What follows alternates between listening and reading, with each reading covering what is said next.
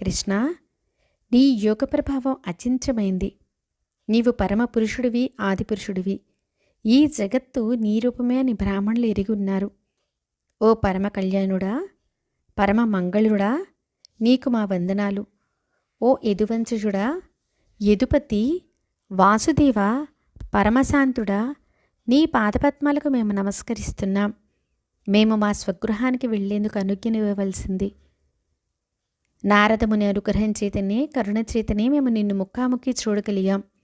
దేవా, ఇకపై మా వాక్కులు నీ లీలలను వర్ణించడంలోనూ, మా చెవులు నీ మహిమలను వినడంలోనూ, మా హస్తపాదములు నీకు ప్రియమైన కర్మలు చేయడంలోనూ, మా మనస్సులు సర్వదా నీ పాదపద్మ స్మరణలోనూ నెలకొనేటట్టు చేయవలసింది.